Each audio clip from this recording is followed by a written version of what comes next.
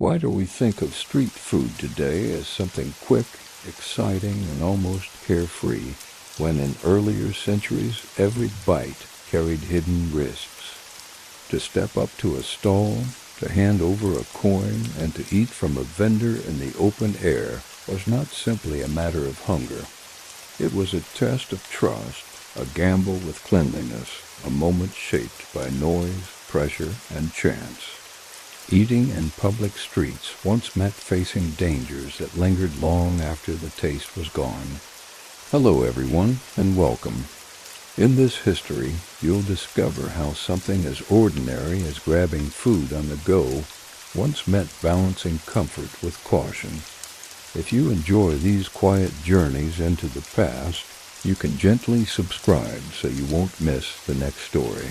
Just as people once returned to a trusted vendor for familiar flavors, you can return here for new tailies. Now, let us step into the world of crowded lanes and bustling stalls. The streets of a busy town smelled of baked bread, sizzling meats, fried pastries, and boiled stews.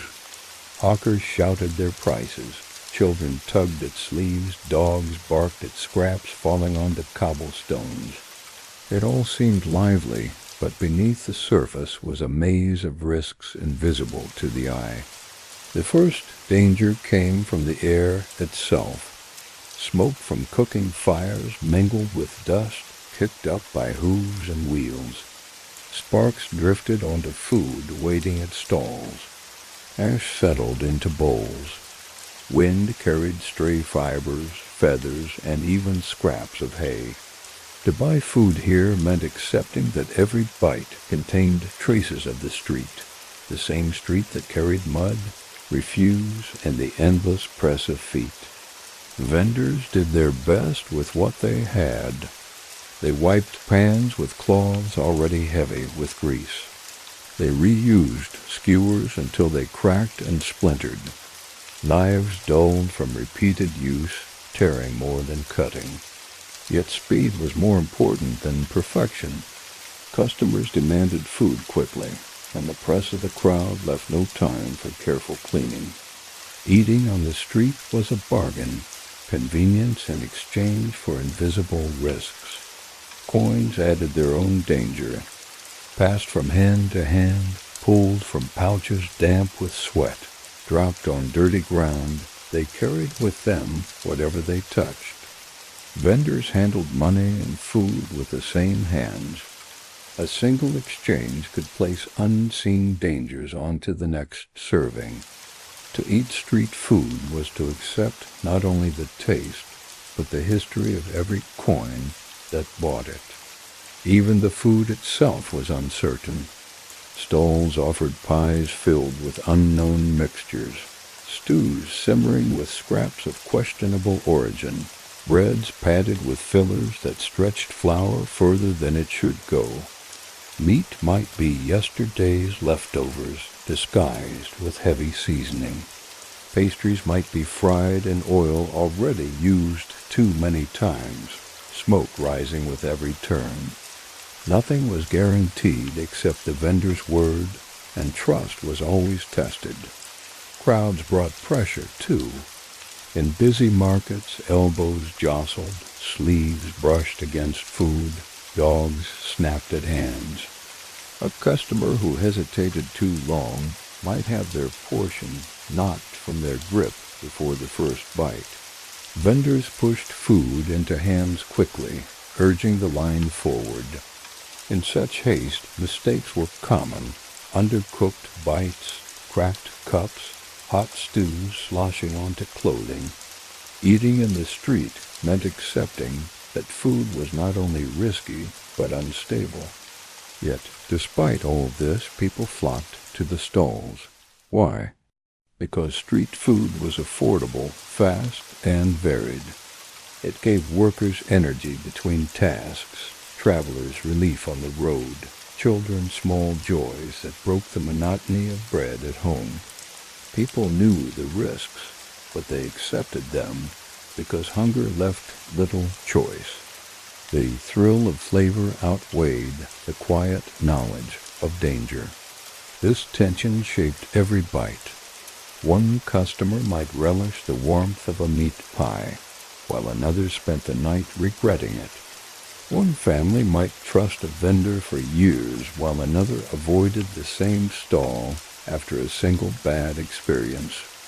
Word spread quickly in neighborhoods. Which vendor cooked too quickly? Which one used stale ingredients? Which one cheated with small portions? Reputation was as fragile as the food itself, and trust had to be rebuilt daily. For the buyer, the act of eating on the street was always edged with calculation. Was the line too short, suggesting others avoided the stall? Was the food too heavily spiced, hinting at attempts to mask age? Did the vendor's hands look clean enough, or were they slick with grease? These questions lingered in the back of every mind, turning the simple act of purchase into a test of judgment. And still the stalls thrived. The danger was hidden, rarely visible, and that made it easy to ignore in the rush of hunger. Crowds pressed forward, coins clinked, and the smell of hot food was too tempting to resist.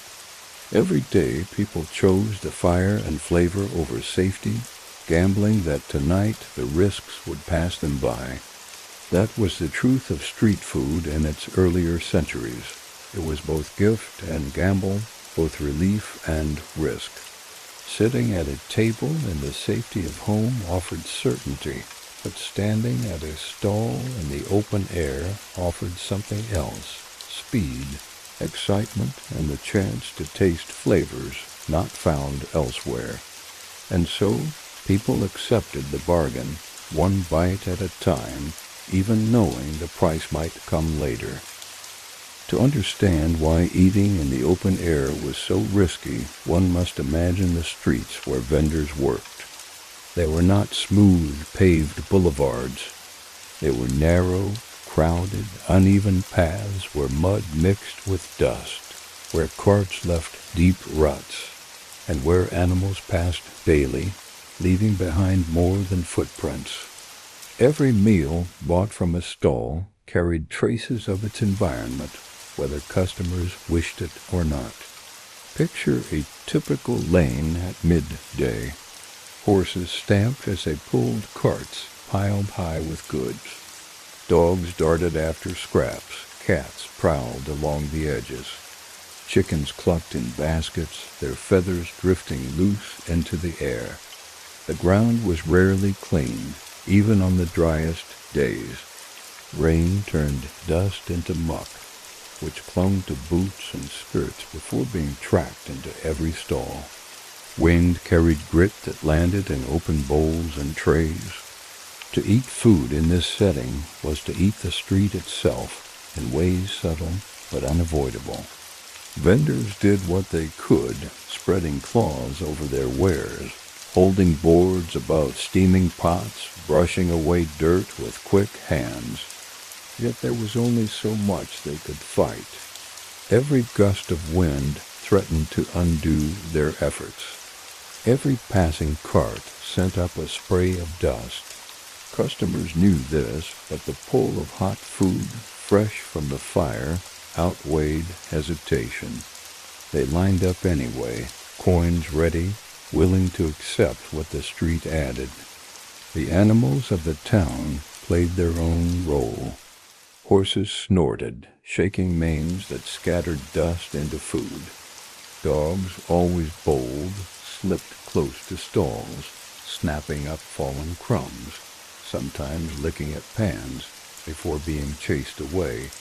Even birds joined in, swooping down when vendors turned their backs. To guard food was as much a task as cooking it. A vendor's vigilance was constant, but it could never be complete.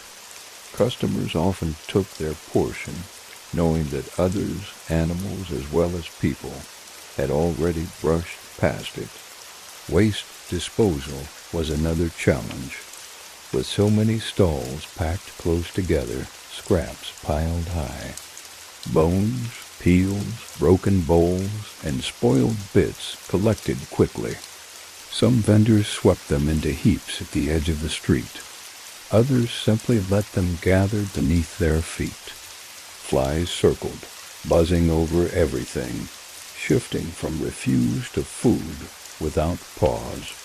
The line between fresh and spoiled blurred easily, and customers had to judge with their eyes and noses whether what they were offered was truly safe. Then there was the question of water. Vendors needed it constantly for washing hands, rinsing knives, thinning stews, or cooling pans. Yet the water available was rarely pure, drawn from wells near crowded neighborhoods, or fetched from streams already carrying runoff. It held its own risks. What looked clear might carry sediment. What looked harmless might not be. And once poured into a pot, there was no way to tell. Customers could only trust or refuse, and trust often won when hunger pressed. The very air carried hazards. Smoke from dozens of fires drifted together, thickening until the market smelled more of ash than food. Customers rubbed their eyes, coughing, even as they chewed. Sparks floated freely, settling into trays of bread or pies left cooling on boards. Wind pulled at awnings, toppling baskets, scattering spices. A meal bought in the street was never only food. It was always seasoned by the elements around it. Even the press of the crowd shaped the danger. Bodies pressed shoulder to shoulder, elbows knocked trays, feet stumbled over stools. A steaming bowl could tip in an instant, spilling into dust before being hastily scooped up. Cloaks brushed across uncovered loaves. Hats knocked into skewers. The food was always exposed, always touched by more than the vendor's hand. The crowd itself became part of the meal, unseen but unavoidable. Yet people kept coming. Why? Because despite the grime, despite the risk, the stalls offered life that no private kitchen could match. The streets buzzed with energy. Vendors called out prices, children begged for sweets, travelers haggled loudly. Food was not only nourishment, but spectacle, a show played daily in the open air. To eat here was to join the rhythm of the town itself, to share in its chaos, to take a piece of its life into one's own body. And so, customers made their choices quickly. They weighed the risks they could see, flies buzzing, dust settling, animals darting, against the promise of flavor. More often than not, the promise won. Coins changed hands, food was eaten, and the street claimed its part. For the truth was simple. No one could eat street food without also consuming the street. When we think of street food today, we often picture the skill of the cook, how quickly a vendor flips bread, how deftly skewers are turned, how smoothly spices are sprinkled. But in earlier centuries, the hands that prepared food were also a source of hidden risk.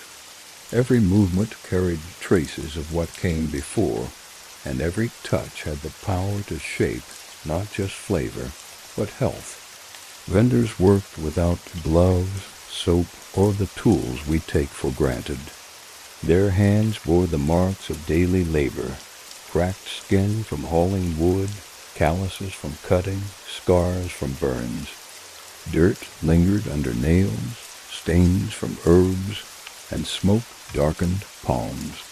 These were not signs of neglect, but of survival in a world where work never ended. To cook was to use the same hands that carried water, stacked logs, chased animals, or collected coins. Money, especially, linked food to risk. Coins passed through dozens of hands each day. Wet, sweaty, sometimes dropped into mud before being scooped up again. Vendors took them eagerly, then returned at once to their pots and pans. A hand that counted coins might stir a stew in the next breath. For the customer, there was no barrier between money's filth and the meal's warmth. Hunger left little time to question.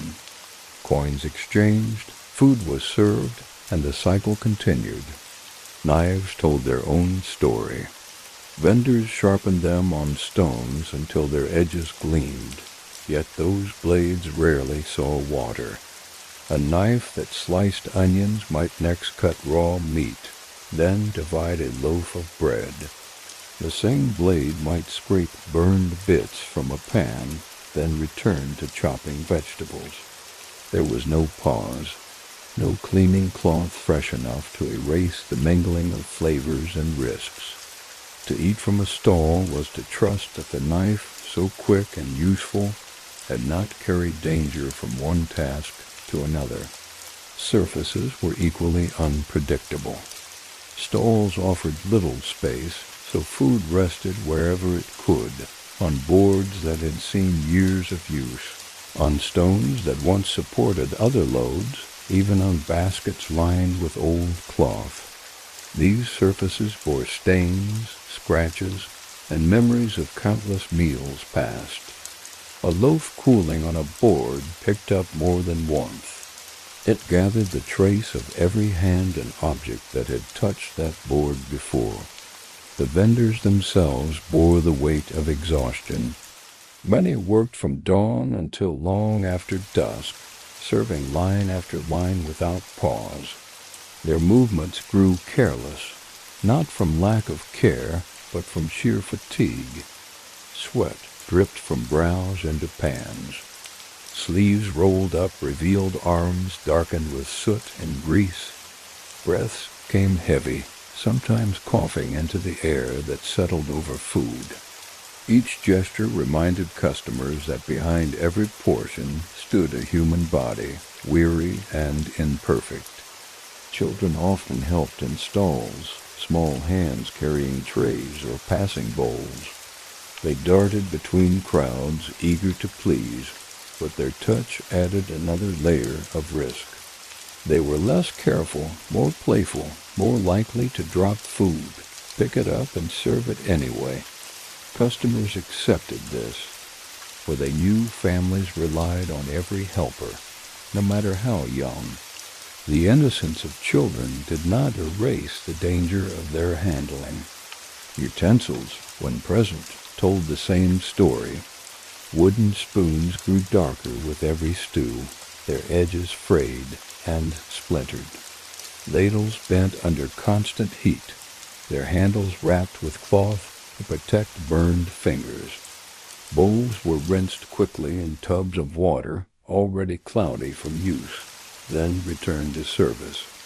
Each tool carried the weight of endless repetition, and with it the unseen risks of reuse. And yet customers returned. Why? Because taste mattered more than trust. The skill of the vendor was real, even if their methods were rough. Bread browned perfectly, pies crackled with flaky crust, skewers sizzled in enticing rhythms.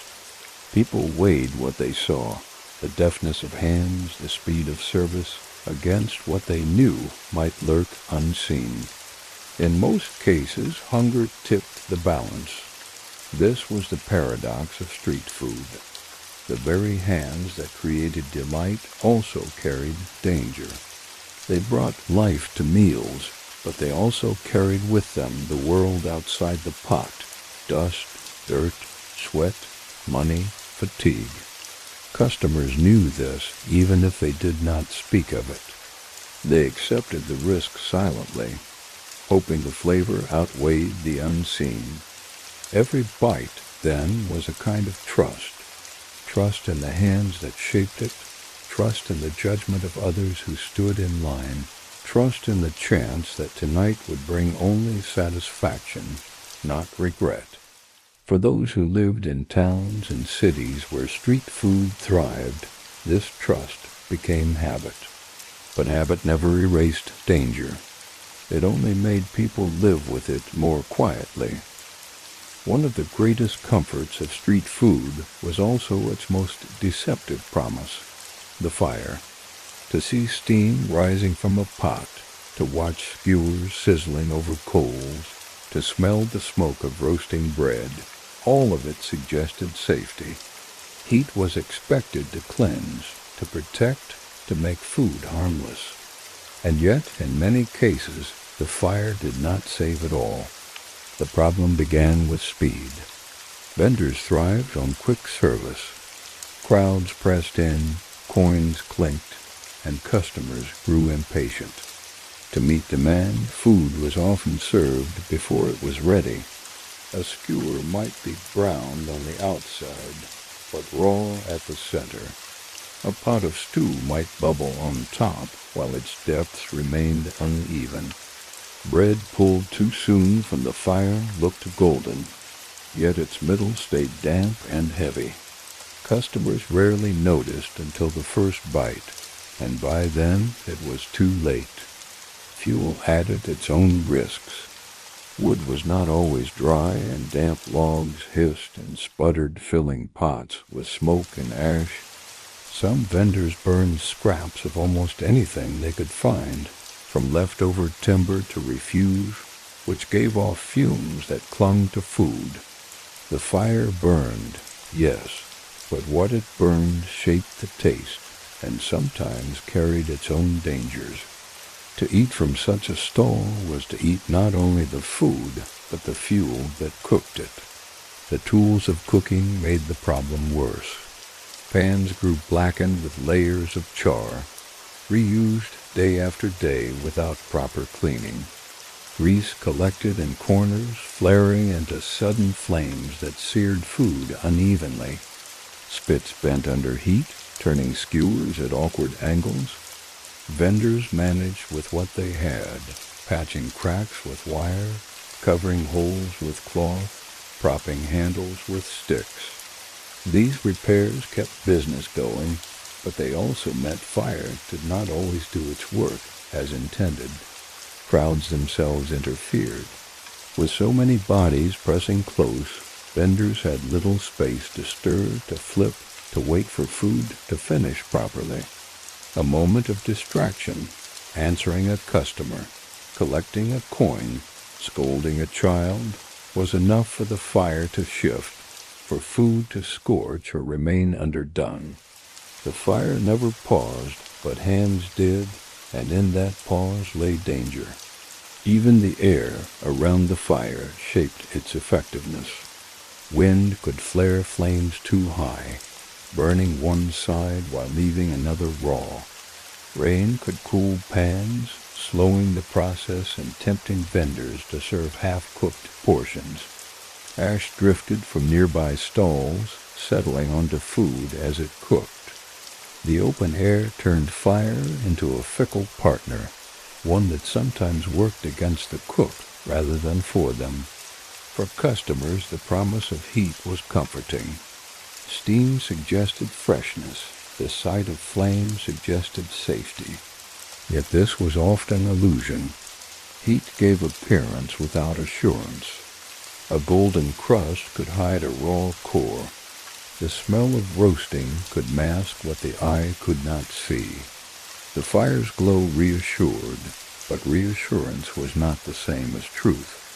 And then there was the question of leftovers. Food not sold at midday might be returned to the fire hours later, reheated until it seemed new.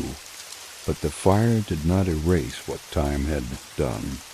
Stale bread became harder, though its crust looked fresh when browned again. Stew thickened, losing flavor, and was thinned with water to stretch further. Meat cooked once, cooled, and reheated could smell fine, but it carried its own unseen risks. The fire disguised age, but it did not reverse it. Customers often ignored these truths, swept up in hunger and haste. The first bite warmed their mouths, and they trusted that warmth to mean safety. Yet many learned otherwise through long nights of discomfort, through weeks of weakness, through whispered tales of those who had fared worse. These stories spread quietly, warnings tucked into conversation. Do not buy from that stall. Beware the pies that look too golden. Avoid the skewers that drip too much grease. And still the fire blazed in every street, in every market, feeding crowds daily. People returned not because they were blind to its risks, but because hunger left little choice. Work could not pause. Travel could not wait. Children could not starve while meals cooked slowly at home. The fire was imperfect, but it was necessary. Its flaws were known, but its presence was essential. So the fire, that symbol of safety, revealed itself as another part of the danger. It was both promise and deception, both comfort and risk. To trust it blindly was to misunderstand its limits.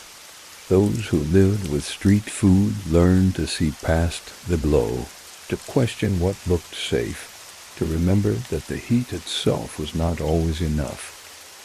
Markets and fairs were not only places of trade, they were rivers of people. Bodies pressed close, voices layered into noise, and the scent of food carried through the air. In such places, street food thrived because hunger was as common as curiosity. Yet the very crowds that gave stalls their success also deepened their danger. To eat in the middle of such a press was to surrender food to countless unseen influences, each one shaping the meal in ways a buyer could not control. Imagine a lane at midday. The street narrows, but the flow of people does not slow. Cloaks brush against trays of bread, sleeves dip into bowls of stew, elbows knock against baskets of pies. Vendors shout above the noise, struggling to hold attention as customers jostle forward. The fire crackles at the center, but it feels almost fragile, hidden within the crush of bodies. To eat here was to accept that food was touched not only by the hands of the cook, but by everyone who passed nearby. Dust rose with every step. Hooves stamped it up, wheels ground it into the air, and people breathed it in with every bite. Flies, attracted by the smell of food and refuse alike, darted between trays and faces, impossible to chase away in such numbers. Sweat from the crowd mixed with the smoke of fires, thickening the air until it seemed every mouthful carried with it the breath of strangers. Customers lifted their bowls quickly, eating fast, as if to escape the air itself. The risk was not only invisible. In crowded streets, accidents were constant.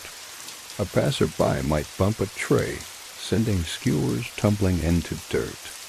A child weaving through legs could topple a pot, scattering stew across the ground. Dogs darted forward instantly, snapping at spills before they cooled. Vendors scrambled to recover, wiping pans, scooping food back, offering portions again. In the haste and chaos, mistakes went unnoticed, and customers ate without knowing what had fallen, what had been touched, what had been lifted back from the ground. Coins changed hands with speed that left no time for care. Customers pressed forward, eager to buy before food ran out. Vendors grasped coins with one hand, food with the other, rarely pausing to separate the tasks. Money clinked against greasy fingers, then the same fingers shaped bread or scooped stew. The crowd allowed no delay, and so the line between safe and unsafe blurred completely. The very press of bodies created heat that added to the problem. Fires blazed hot, but the crowd's warmth made the air oppressive. People fanned themselves with cloaks, wiping sweat as they waited. Food cooled more slowly in this thick air, sometimes sitting too long in bowls before being eaten. The longer it lingered, the greater the risk that what had seemed fresh when served began to change beneath the surface. Yet despite these dangers, the crowds did not shrink. They grew larger. Street food was not simply nourishment. It was part of the spectacle. The sound of sizzling pans, the smell of baking bread, the laughter of children with sweet cakes in hand. These were woven into the rhythm of the market. People came not only to buy, but to watch, to share, to join the energy of the moment. The danger was hidden within joy, and that made it easier to ignore. Still, people were not blind. Whispers moved through the crowd just as quickly as laughter. Customers warned one another in low voices. Avoid the pies that look too perfect. Be cautious of the vendor whose stew never runs out. Beware the bread that cools too quickly. Reputation rose and fell in an instant, and vendors fought to keep trust alive in the face of constant scrutiny. For customers, eating in the press of a crowd became a lesson in instinct. They chose stalls not only by smell or sight, but by the faces of others. A line that moved too slowly suggested trouble. A vendor who avoided eye contact invited doubt. A dish too heavily spiced raised suspicion of hidden age. Hunger demanded speed, but survival demanded judgment. Every choice was a balance between desire and caution, between the lure of flavor and the memory of regret. It is much the same here with these histories. If you've been enjoying them, you can gently subscribe so you won't miss the next story. Just as buyers once returned to trusted stalls for the taste they knew, you can return here for new tailies whenever you wish. So the crowd pressed on, day after day, shaping every bite. It was both life and hazard, both energy and unease. To eat in its midst was to join its chaos fully, accepting that every mouthful carried the traces of dust, hands, voices, and accidents that swirled around the fire. Street food thrived because of the crowd, but the crowd also ensured that it was never truly safe. One of the greatest delights of street food was its flavor. Vendors used herbs, spices, and sauces not only to please the tongue, but also to set their stalls apart from others. In markets crowded with options, taste was a form of competition, and those who seasoned best often earned the longest lines. Yet flavor was also a disguise. What thrilled the senses could also conceal the truth, hiding what should have been noticed. Imagine standing before a stall where skewers sizzled, their scent carried on the wind. The spices filled the air so strongly that passers-by turned their heads before even seeing the food. The first bite burned warmly on the tongue, flooding the mouth with flavor so vivid that little else could be noticed. But beneath that spice lay something more fragile, the question of what the seasoning was covering. Was the meat fresh, or had it lingered too long before being sold? Was the bread baked that morning, or was it yesterday's loaf, reheated and rubbed with herbs? Flavor could not answer these questions. It could only distract from them. Vendors knew this well. Spices stretched food further, disguising what would otherwise seem dull or stale. A stew thin with too much water could be thickened again with herbs. Bread beginning to harden could be softer with oils and sprinkled with seeds to give an impression of freshness. Meat nearing its limit could be rubbed with strong flavors, its edge hidden beneath pepper or garlic. Customers smiled at the taste, unaware of what had been disguised. The problem was not always dishonesty. Often it was survival. Vendors lived on narrow margins. Wasting food meant losing coins they could not spare. Seasoning became a tool not only of taste, but of economy, allowing food to be sold even when it was past its prime. Customers knew this, though they rarely spoke of it. They judged silently, sniffing before buying, weighing the strength of flavor against the risk it might be hiding. Crowds encouraged this practice. With so many people pressing forward, there was little time for questions. Buyers trusted their noses, their tongues, their instincts. A stall heavy with the scent of spice seemed safer than one without. Strong flavors suggested care, even when they were sometimes used to cover carelessness. The crowd rewarded boldness, and so boldness became common. For some, this created an uneasy relationship with food. The very tastes they enjoyed most, the stews rich with herbs, the breads sprinkled with seeds, the skewers rubbed with pepper, were also the ones they suspected most. Pleasure was mixed with doubt. Each swallow carried the thrill of flavor and the shadow of worry. To eat was to ask silently, what lies beneath this taste? Drinks carried the same risks. Vendors sold warm broths, fruit juices, and other refreshments that seemed pure but were often mixed with herbs or sweeteners to disguise the water used. A drink could refresh, but it could also hide the fact that the water came from questionable sources. The stronger the added flavors, the more likely it was covering something less pleasant. Customers drank anyway, trusting their thirst more than their judgment. Even sweets, often thought safest, carried their own illusions. Pastries gleamed with glazes, their surfaces shining to catch the eye. But the glaze was often used to distract from dough that had grown stale.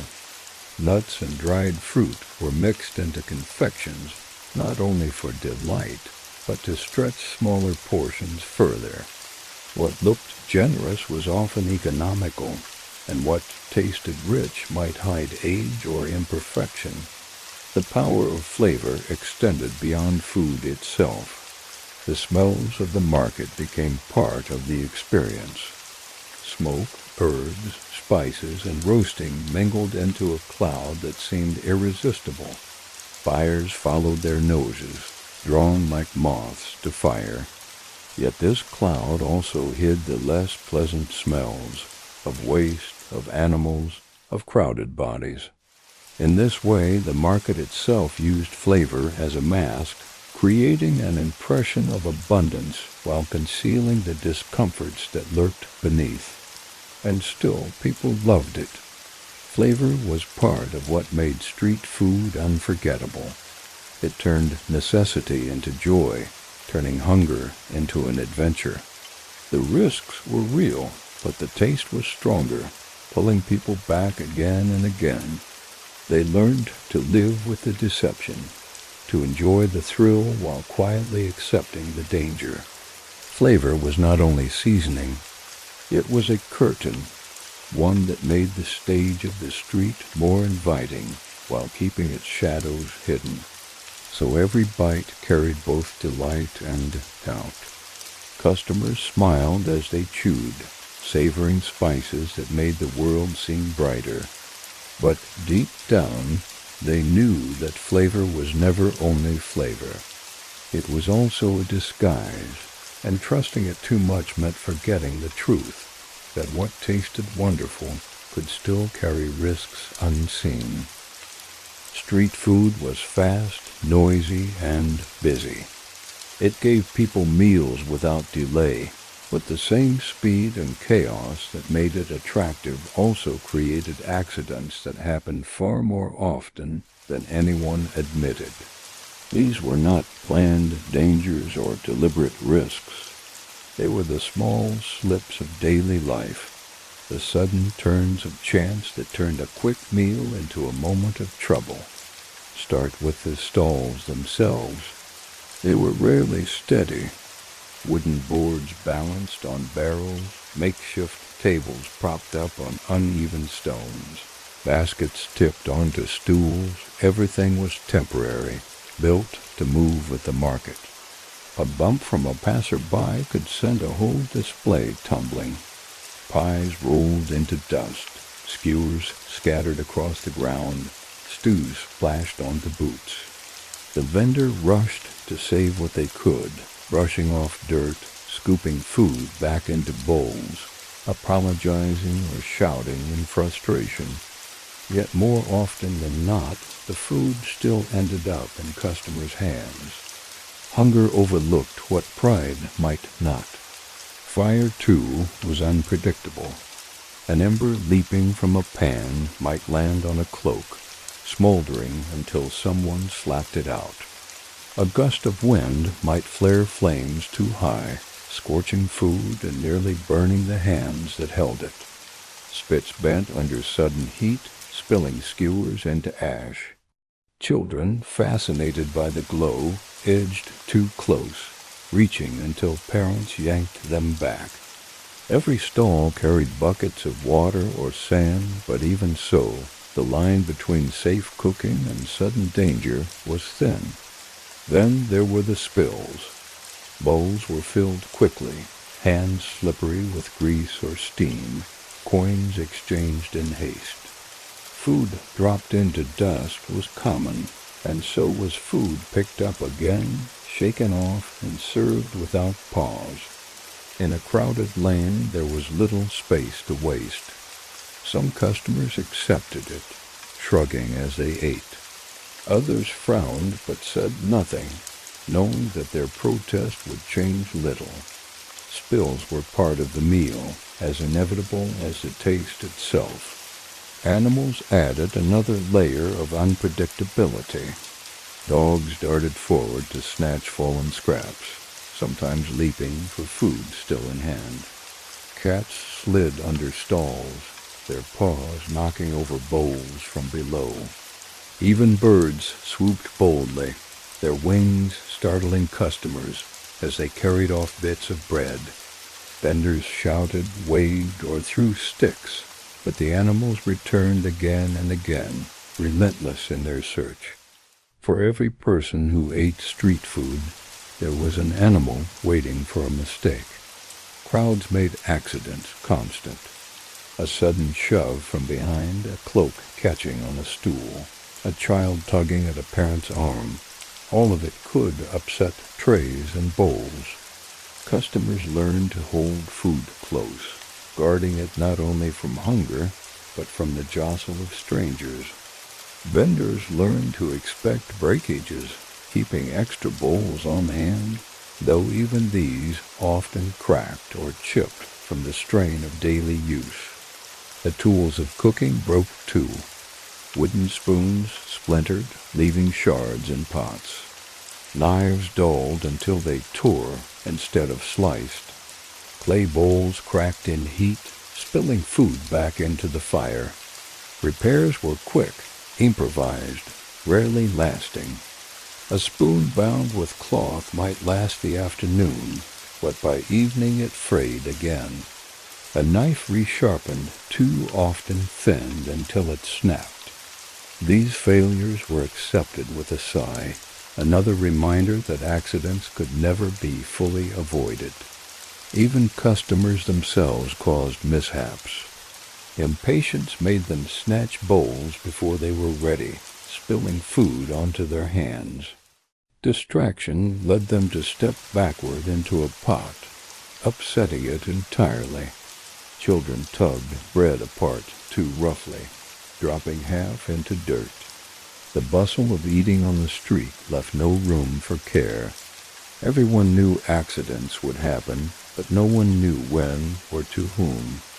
And yet, despite the constant risk, people kept buying. They shrugged off spills, stamped out sparks, brushed dirt from crusts, and carried on. Hunger forgave mistakes, and taste outweighed hesitation. The accidents were remembered with laughter later, turned into stories to be told at home. The day's stew splashed onto boots. The time bread fell into mud. The moment sparks set a cloak smoking. These stories softened the memory of danger, making it part of the charm rather than a reason for avoidance. But beneath the laughter lay a truth. Accidents happened too often to be ignored. Street food was quick and cheap, but it was never smooth, never seamless. Every meal carried the chance of upset, and those who ate on the street lived with that knowledge. They accepted the bargain, knowing that for every tasty skewer there might be a spill, for every warm pie there might be a burn, for every quick bowl there might be a sudden fall. So the accidents became part of the rhythm of street food, shaping it as much as flavor, heat, or spice. To eat in the street was to live with interruption, to accept that safety was fragile and that comfort could vanish in a moment. Each bite was balanced on chance, and chance was never fully on the side of the hungry. Street food was meant to be eaten quickly, but people often carried it away to workshops, to inns, to fields, or on long journeys. This simple act, taking food beyond the stall where it was made, created new risks that turned something already uncertain into something far more dangerous. A meal that traveled was a meal that changed, sometimes in ways no one could see until it was too late. Consider a warm pie bought in the early morning.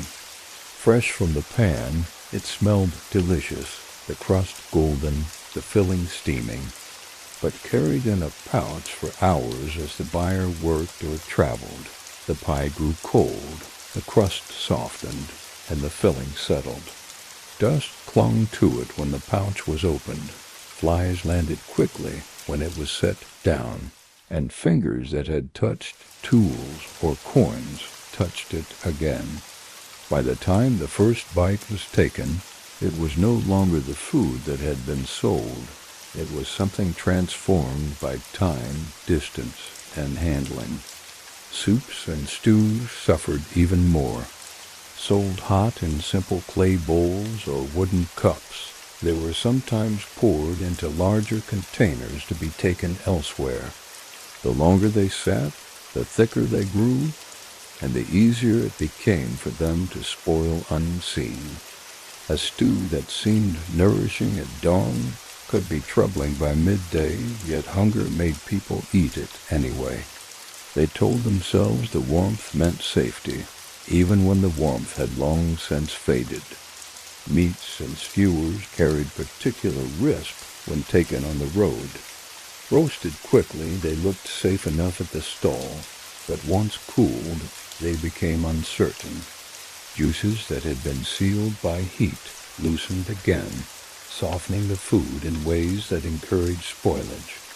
Wrapped in cloths, carried in baskets, or tucked into cloaks, they were exposed to dirt and dust at every step. By the time they were unwrapped, they had been touched by more than hunger. They had been touched by the road itself.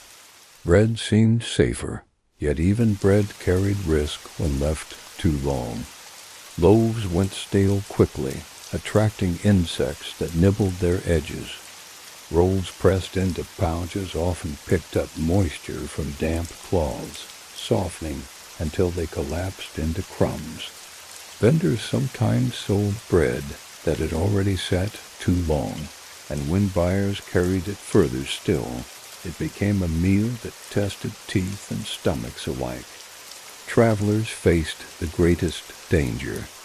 They bought food at one market, then carried it for days as they moved from town to town. Without cool storage, without clean wrapping, without pause, the food became less trustworthy with each mile. A pie bought on Monday might still be eaten on Wednesday, hard as stone or soft with damp. Hunger excused much, but it did not erase risk. Many a traveler learned the hard way that a cheap meal could become an expensive mistake. Even workers in towns carried these risks. A carpenter might buy a skewer at dawn, then nibble it slowly through the day as he worked. Dust from sawing wood settled on it. Sweat from his hands mixed with grease. The longer it lasted, the less safe it became. Yet throwing it away was unthinkable when coins were few. He ate it anyway, telling himself that the taste was proof enough of safety. Children, sent to fetch food for families, often carried it uncovered through crowded streets. By the time they arrived home, the meal had been jostled, bunked, and touched by countless things, dirt, animals, other children's hands. Parents knew this but accepted it, because feeding a family required compromise. Every meal carried home from a stall carried the street with it, no matter how carefully it was guarded. Food that traveled was also food that tempted theft. Boys snatched pies from the hands of strangers. Dogs leapt for skewers carried too low. Even a stumble in the street could scatter food into the mud, where it was picked up quickly to avoid waste. Each of these moments deepened the risk, turning a meal into something far removed from what the vendor had first sold. And still, people carried food home, to work, to road, to field. They had to. Few had time to sit and eat where it was bought, and fewer still could afford to waste even a scrap. The dangers were accepted silently, woven into the routine of daily life. Street food was not only eaten on the street, it was carried everywhere, and with it traveled the risks of time, distance, and touch. So every meal taken away was a gamble.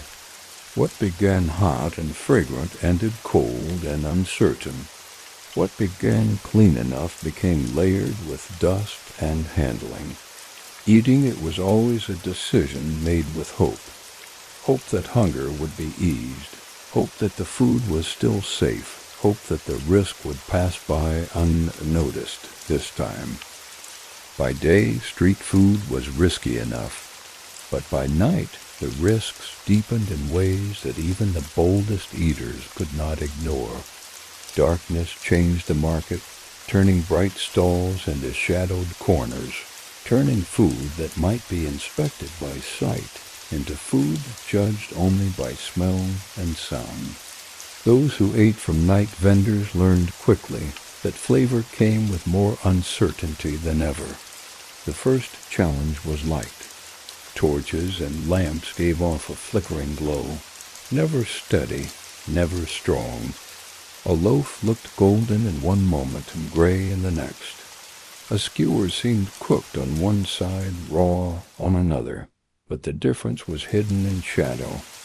Stew steamed in pots, but who could tell what lay at the bottom when the flame of a torch barely reached its surface? By night, the eye could no longer serve as a judge. Customers ate on trust alone. Vendors adapted, but their tools were limited. They raised fires higher, but flames carried sparks dangerously close to claws and baskets. They leaned close to inspect food, squinting in the glow, but their judgments were as uncertain as the buyers. At times they relied more on the sound of sizzling than on the sight of color. If the food hissed, they believed it was cooking. If it quieted, they believed it was done. Customers listened too, judging by ear what they could not confirm by eye. Crowds were different at night as well. By day, workers hurried through. Children tugged at sleeves. Animals darted in and out. By night, the crowd thinned, leaving those who stayed to gather in tighter clusters. Some came for convenience, others for pleasure, and still others because they had no choice. But fewer eyes meant fewer witnesses, and fewer witnesses meant vendors could take shortcuts unseen. Spices might be heavier, portions smaller, cooking less thorough. The darkness offered cover, not only to customers, but to carelessness. The night air added its own difficulties. Cool winds slowed fires, chilling food before it reached the buyer. Dew settled on bread, softening it in ways unnoticed until the first bite. Moisture made smoke linger lower, stinging eyes and cloaks. Even the smell of food changed in night air, sometimes stronger, sometimes stranger, often masking hints that might have warned a careful buyer. Accidents were more frequent, too. A torch toppled, spilling sparks onto cloth. A dog, unseen in the dark, darted forward, snatching a skewer before anyone could stop it. A pot slipped from its place, crashing loudly, its contents lost in dust and mud. Vendors rushed to recover, but the lack of light slowed them. Customers waited in silence or murmured uneasily, knowing that every delay made the food less certain. For travelers, night food was often the only option. Arriving late to a town, weary and hungry, they found the day's stalls gone, the markets closed. Only a few vendors remained, calling softly, their stalls dimly lit. The food was what remained from the day, reheated and disguised with herbs. Hunger made travelers accept it, but they ate quickly, hoping their choice would not haunt them before morning. The danger of night stalls was whispered about often. People warned one another. Avoid bread too soft. Beware stew sold too cheaply. Stay cautious of vendors who refuse to show the bottom of their pots. These were lessons learned through experience, carried in stories that moved from mouth to mouth. They shaped how people approached food in the dark, teaching them that every bite at night was twice the gamble. And yet the night stalls did not disappear. They thrived, because need never ended when the sun went down. Work ran late, travel stretched long, hunger grew no less sharp after dusk. The dangers were known, but they were endured. The glow of a single torch over a pot of stew could draw a line of customers, each willing to risk what they could not see for the promise of warmth and fullness. It is the same with these stories. They continue through the hours, whether by day or by night. If you found yourself drawn into this quiet journey through the past, you can gently subscribe so you won't miss the next tale. Just as people once returned to the same stalls even after dark, you can return here whenever you wish, knowing there will always be another history waiting. So the night stalls remained, uncertain yet unavoidable. They offered meals with one hand and risk with the other. To eat in their shadow was to accept the limits of sight, to trust sounds and smells more than eyes, and to gamble once again that tonight the dangers would pass quietly by. For those who lived in towns and cities where food never truly stopped, this was the bargain of the night, comfort edged with caution, flavor shaped by darkness, a meal bought with equal parts coin and hope. Street food always seemed cheap. A coin here, a small handful there, and the customer walked away with something warm, filling, and easy. Yet the true price was never only in money. To eat from a stall in the open air meant accepting costs that stretched far beyond the coin exchanged. The price was paid in health, in time, in trust, and sometimes in consequences that lingered far longer than hunger itself. Start with health. Not every customer walked away satisfied. Some found themselves uneasy within hours, their bodies reminding them of what their eyes had chosen to ignore.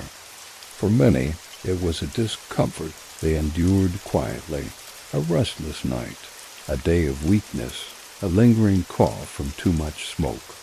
These were not always dramatic, but they chipped away at strength.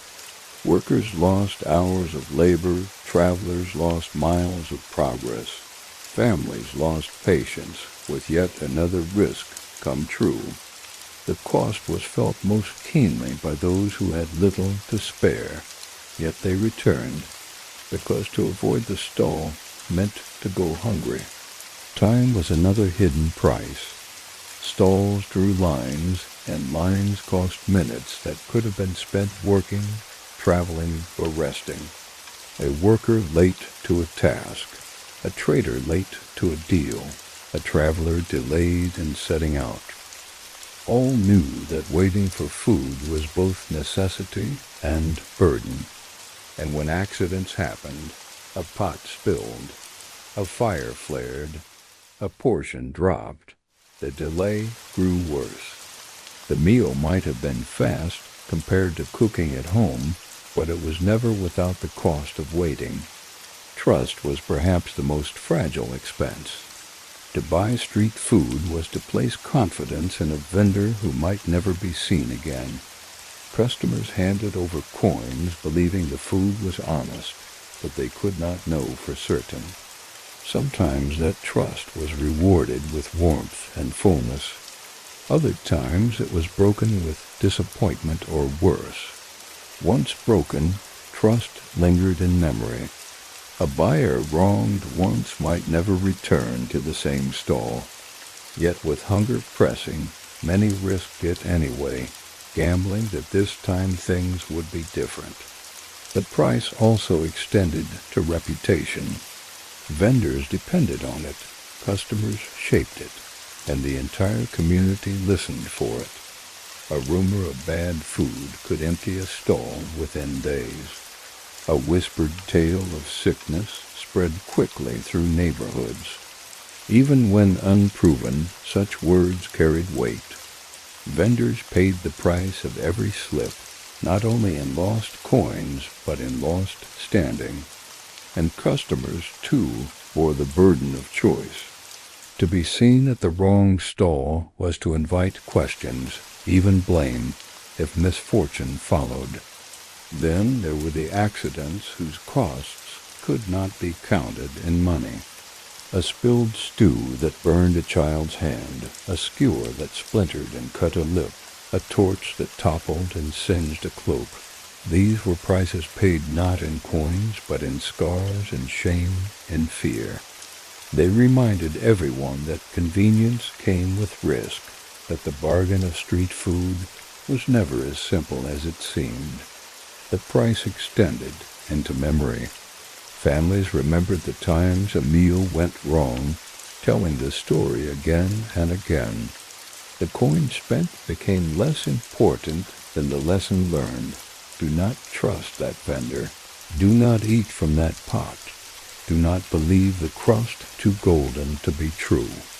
These lessons shaped choices for years, guiding where coins were spent and where they were withheld. The price of one mistake could echo through a lifetime of habits. And yet people returned. They returned because the other price, hunger, was greater still. To go without food meant weakness, frustration, even despair. Compared to that, the risks of street food seemed bearable. A coin and a gamble were better than nothing at all.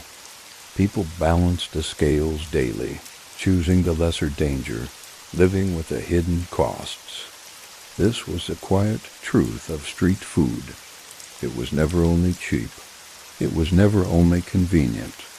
It was never only flavor. It was a web of bargains, each bite bought not only with money, but with trust, with time, with health, and with the willingness to accept uncertainty.